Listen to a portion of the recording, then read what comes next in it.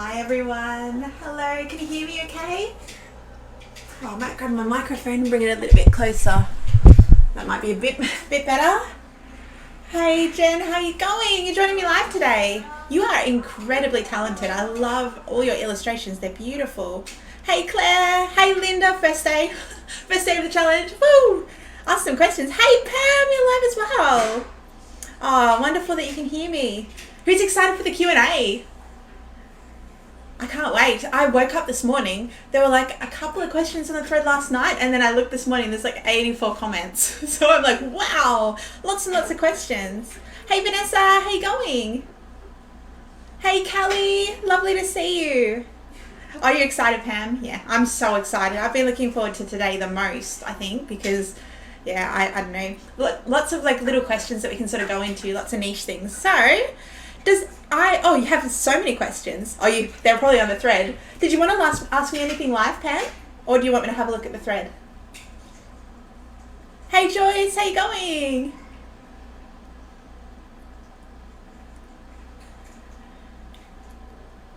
Beautiful. Well, if you have a question, feel free to just drop it in the comments. That's totally fine. I'm going to be going through the thread. I'm not going to go through every single question because there is a lot and I'm very conscious of everyone's time. So I am going to, you put them in the thread, Pam, beautiful. I'll have a look and sort of see what you were asking.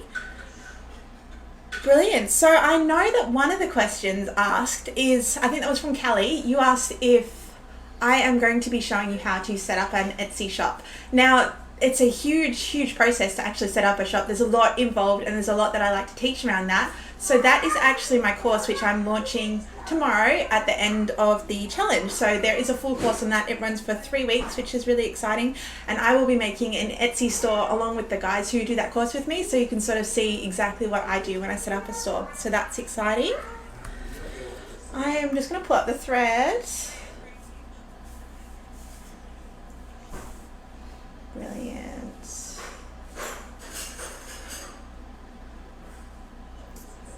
So, Jen, you asked about market research, and this is a fantastic one because it's like, how do we actually figure out what products are going to sell? Now, if you're selling on Etsy, it's a lot easier to sort of see what's trending because you can search the term and then you can actually look at the products that are selling, and anything which is selling like hotcakes, it'll actually have a tag which is bestseller. So you can sort of see what's selling. And oh, hi Emma, how you going? Yeah, so that is how you can sort of see what is selling and trending on Etsy. Another way for you specifically, Jen, because you're doing clip art, you can actually follow the trends in, say, the wedding industry. So you can go into Pinterest, search wedding invitations and see what is currently trending. At the moment, like pampas grass is like, or pampas grass, I'm not sure how you pronounce it, is trending. That is huge in our industry at the moment. So things like that, if you stay on those trends, you can then create products which really sort of align with the trends and capture that audience. So that's a really good way to do it. Hey Emma. Brilliant. So I also had a question, and this is a really important one that I wanted to go into. So in terms of currency and having your store in currency, now a lot of us are kind of familiar with USD as sort of like the universal currency that we all use. And some of my stores are in USD, but I wanted to flag, and this is like a little bit of a sneaky thing that Etsy does. They actually charge a 2% conversion fee if your home currency is different from your store currency. So when they actually send like $100 to your bank, they'll actually take a $2 surcharge on top of their other fees. So that is really good to know. The reason I like have some of my stores in USD is because they are quite competitive niches that I'm in, and I'm trying to sort of stay in that real like sweet spot in terms of pricing because I want to stay competitive. And obviously with the conversion rates, it changes daily, so that is sort of why I have some of my stores in USD, but it's just something to be conscious about. So yeah, let me see what else is there. So we've got the trends. Okay, Emily asks, can you share some tips on how to organize your time actually creating your work and set aside time for batching? So I do typically batch my products because I'm not sure if you've sort of had a look at my stores, but I do have like quite a lot of products in my stores. So what I do, this is what I do. I create a whole heap of templates for my range and all the things that are actually going to feature in my range. And I use that to actually create all my collections from. So I'll have like wedding invitation, thank you card, thanks tag, menu, all of the different things as sort of like a base design, and then I'll create the collections from that. And in terms of setting aside time, if I'm actively working on a store and like filling it with products, that takes priority for me. So I sort of just say to myself, this is what I'm doing at the moment. This has 100% of my like energy, and I make sure that every single day I'm making new products for that store. Vanessa, hadn't thought of setting a currency other than my own. We'll need to think about that. Yeah, it's something you kind of have to weigh up, and it can be expensive to have it in a different currency. So, Emily, I've got social media ideas that I want to sell on Etsy each month. That's a great one. Look, I honestly think that we are right at the forefront of what Etsy and digital products are going to be in the next 5 years. I think that we're all kind of getting on board really, really early. So it's really, really exciting. Hi, Melissa. How you going? If you have a question, just drop it in the comments. We're doing live Q&A. Tuning in from the car. Multitasker. Okay, so Geraldine asks how she can sell her voice, and we had a conversation yesterday in the chat about how sound effects are like a thing that you can sell. So they're not something that I've seen on Etsy, but they are on Envato Elements. So you would just make an account on that platform and start uploading your sounds. So that's really cool. I was losing it yesterday. The dog was going crazy because I'm playing all these sound effects in this room. I just thought it was hilarious. Okay. Michelle Scott asks, how do we gauge pricing? Now this is another fantastic one, because obviously we don't want to be pricing things too high because people won't buy them, but we also don't want to be pricing things too low because people won't buy them. It needs to be right in the middle. So what I suggest, whatever product you're going to sell, I suggest kind of doing a deep dive and writing a list of all the prices that you sort of see it featured at, like on Etsy or on websites, and sort of do a little bit of market research, and then try to aim for like around the median, higher median. You don't want to be sort of selling yourself short, and you definitely, if you're adding value, like if you're selling value with your products, you definitely want to make sure you're getting paid for what you're selling. But yeah, that is how I typically do it if I'm looking to price something on Etsy. Emma says the music was so funny yesterday. If you haven't heard Glenn's debut, looking forward to doing this research. Yeah. Okay, Melissa Robeck says, can you please tell me how we drive, in terms of SEO and traffic, so titles, descriptions, keywords, and also the other methods that you send traffic to your store, like social media channels. Now, this is a great question. I think, I barely actually drive any external traffic to my stores at the moment, which is like, obviously if you do that, you're going to get more sales, but I don't. So it's actually all brought by Etsy. So that is the answer to that one. Tags and titles and things like that, they are very complex. So I'll be going into that in my actual course because it is such a big topic. Let me see. If you have a question, make sure you drop it in. Do you have any questions, Emma?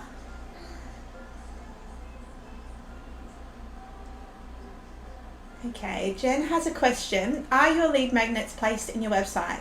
I thought it was against Etsy rules to capture emails directly from their site. Okay, so you can't just, when you make a sale, you can't just grab their email address and chuck it on your mailing list. That goes against the Etsy terms, but you can definitely put your freebies in your description, on your product listings, put it everywhere that you can, even make some pins on Pinterest, like direct that traffic to your lead magnets. It's something that you just really need to sort of put everywhere, because otherwise people just don't know that you have it. And if they do know you have it, they're going to find it really valuable. So you really want to give everyone the opportunity to find your lead magnets. Emma wants to know more about the course. I will be going into the course in detail in the Etsy Masterclass tomorrow. So that's pretty exciting. I can't wait. Jen also asks, are emails captured from your lead magnets used to send newsletter updates? Yes. So I think in business, like I personally believe that your mailing list is your most valuable asset, because it's not sort of tied to any platform. You can take it wherever you want. You can change email providers, places, things like that. So it's very, very valuable. And yeah, you do send emails to that list.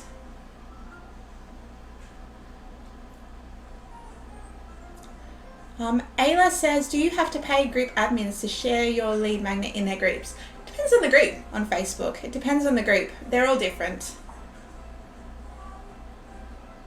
Vanessa says, I had to put this in the thread right as I was starting, but wondering where we should be posting our lead magnets. So yeah, that's the same answer from before, just everywhere you can. Put it in your email, put it in your email newsletters, put it in your email signatures so people can click it, put it on your website, put it in your announcement on your Etsy store, in your banner on your Etsy store, just every possible opportunity, pop that lead magnet in there. Pam asks, do I have any tips for writing great product descriptions? I'm okay at copywriting, but I'm not like a professional copywriter, so I actually don't. But I think like when I'm writing my listings, I just make sure I put all the things that people want to know in there. So the size of the templates, the colors, what software is required to use it, things like that. Emma asks, so if you set up the Etsy store, you can drive traffic to it without posting on social media. Yes, Etsy sends the traffic. So Etsy is search engine based, and it brings all the customers, and people search for the products that they're looking for, and it'll bring up your listings. So that's why it's so powerful, because you don't actually need to go out and find those customers yourself. It's really cool. Pam asks, do you find that customer base for Creative Market has different needs, expectations to Etsy? Now, Creative Market is a great platform. It's different because it doesn't charge you a per listing cost, which Etsy does, but it also takes a higher commission from whatever you sell. And they do screen their sellers, so you have to apply to actually sell on there. But they're pretty good. Like you don't have to have a really established store on Etsy to sell on Creative Market. You just need kind of a bit of a sample of your work so they can sort of see what you're going to upload to the site. Emma Whaley says, can you collect email addresses from people that go to your Etsy store or people that buy from your Etsy store? So we brushed on that one before. You can't just grab the email out of the order and put it on your mailing list because it is against the terms of service, but you can use that email to actually deliver any associated information that goes with your product. So I typically will actually message my customers after our follow-up saying, oh, did you enjoy the template? Did you need any help editing? And I will say, oh, if you're interested, I have my lead magnet here. It's like really valuable and you might like it. So that's another way to sort of get them to sign up. Hey, Keisha.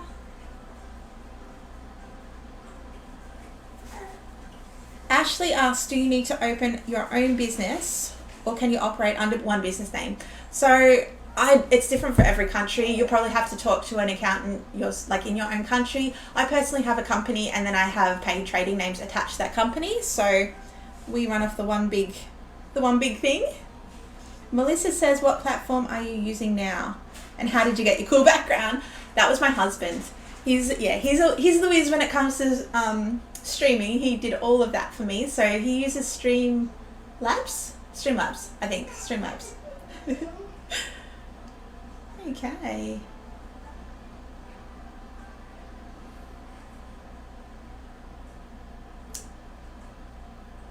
Okay, Nadine asks, she says, I'm creating planners, printables, templates, and physical planners. Would you advise that they go in the same Etsy store or different stores? Now, this is a really great one. So in terms of setting up multiple stores, obviously I have multiple stores, but I definitely think when it's your first one, kind of like put all your products in there. And usually I suggest that it's a niche specific. So if the people who are coming to your store are going to find the other products in your store relevant, then that is totally fine. But for example, an example of something which is a niche, I have wedding invitations, so I have a wedding invitation store, and I also have a baby shower invitation store. So people who are looking for wedding invitations go to the wedding invitation store, and people looking for baby showers, invites and all the stationery go to the baby shower store. So niche specific. Jen asks, is it better to launch with a couple of listings now before you having a lead magnet, or wait to launch in the new year when you have more products and your lead magnet's ready? It's a really good question. I always say, like, just go hit the ground running, just get your stuff up online, because taking that massive imperfect action is always better than sort of holding off and holding yourself back. So definitely get those listings up. Etsy search takes around a month to actually recognize those listings as well. So it takes a good month for them to actually sort of appear in the search listing. And you also want to be uploading your listings sort of not all at once either. You want to be doing it over time, so they fall in different renewal periods. So that is something to consider. Emma says some people complain about the fees on Etsy. Could it be they are just not selling enough to justify it? Yeah, that is a really good question. I hear a lot of people complaining about the fees, but I guess like Etsy's bringing you those customers, so you wouldn't have them regardless. The fees are like they are quite substantial. Like it's 25 cents a listing, and then they take a commission on what you sell. So I think it's, from memory, it's about like 15% with all the transaction fees and everything like that. I'll have to have a look and see what the listing fees are up to. But in terms of like what I think about that, I think it's just kind of like a necessary thing that you have to do, because you wouldn't have those customers you wouldn't have those customers. Sorry guys, you wouldn't have those customers if you didn't like pay those fees and have your products up on Etsy. And obviously when we are talking about passive income, it's very hands off. So once you sort of put them up there, you don't really have to do much. So that is personally why I don't mind the Etsy fees. Vanessa Ann says, how often should you check your SEO and update your tags? As I said, it takes a good month for any changes to kind of appear in that search. So I would just say monthly, or not even. I don't really do that. I kind of just make the new products, and the algorithm sort of, it'll pick random things up as well. So a little bit of it's luck, a little bit of it's SEO and tags, but yeah. Yeah, Melissa says it's probably cheaper than advertising those fees. And I agree, because I'm running Facebook ads at the moment, and it's very, very expensive. Very expensive. Like you're looking at like $10 a lead, and it's like you don't have that. It's like you pay up front for those leads as well. So it's not like you only have to pay once you make the sale, which is what happens on Etsy. So yeah. Erin Weaver, pricing and templates, keywords. I think we've sort of covered that. She asks, Canva and Photoshop files together or sell separately? I've seen a lot of sellers sell them together as sort of like a bundle. It just depends on your audience really. So I'd be talking to your audience and sort of seeing what they want.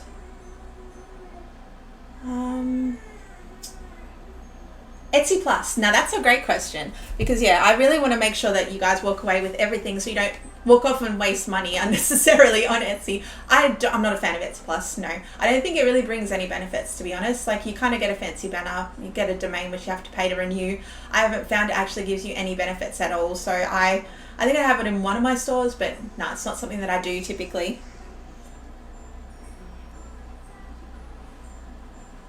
Okay, tips for sales and coupons. That's a really good one as well. I love to run sales in my stores. Etsy gives preferential treatment to anything which is on sale. So I run sales daily in a lot of my stores and have them sort of finishing and then set them up again to run permanently. So you can bump up your actual product value and then have the sale run permanently. So that's a way to do that. Sweet spot in terms of number of listings. That is niche specific. So it depends on what niche you're going into. So in terms of like what I recommend, I think like when I started it was around 150 listings is a really good sort of goal to get to at that first goal. It sounds like a lot, but that is when you sort of start to see like quite a lot of revenue from your store. So, but again, that is niche specific. So if you want to see how competitive your niche is, go into the search, type the search term and see how many listings Etsy actually brings up. It'll tell you how many listings are relevant to that search term. So that's a really good way to sort of gauge how many other sellers are on the platform. Hey Sarah, how you going? Oh, my phone keeps locking. Sorry. Do you have a different... Okay, yeah. Emma asks, do you have a different profile for each Etsy store? Or are they all under the same profile and you run your stores under that profile? You have to have a different email address for every store that you set up, and you link them through your personal profile. So you just have a list of them in your personal profile. That's what Etsy asks if you're going to have multiple stores. I obviously have a lot of stores, so I use a piece of software called Shift, and I load all my stores in, and it just lets me go through them in the morning. I can go zip, zip, zip, zip, zip, zip, zip, and sort of check and see if there's any messages in them. So Shift is the bit of software that I use for that.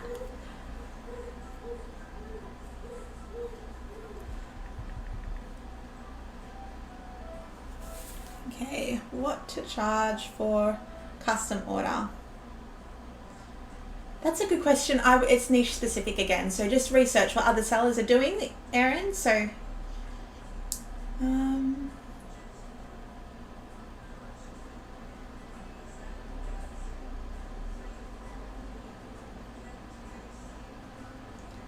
Jamila asks, how did I promote my Etsy stores to get customers coming to my stores?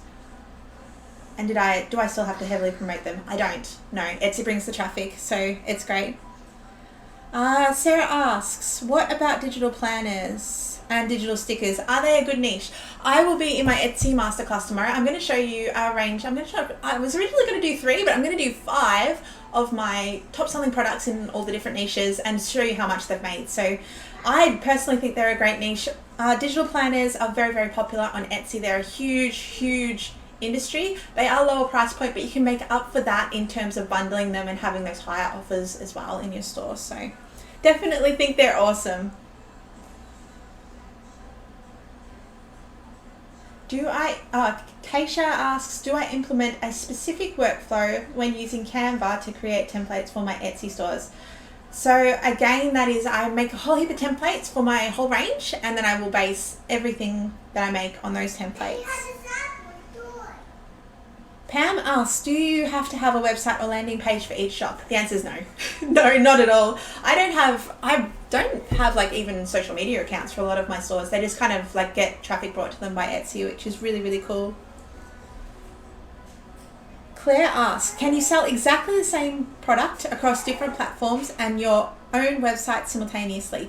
Yes. So you can't have duplicate products in different stores. So you can't have like 10 stores all selling the same products. Etsy will ban you. That is against their terms of service, but you can definitely put those products on your Facebook, on your website. You can be selling on Creative Market and Etsy. That is totally, totally fine.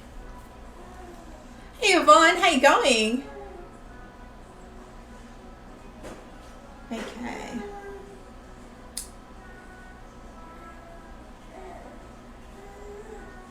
No, someone's giving me lots of love. Is that Emma?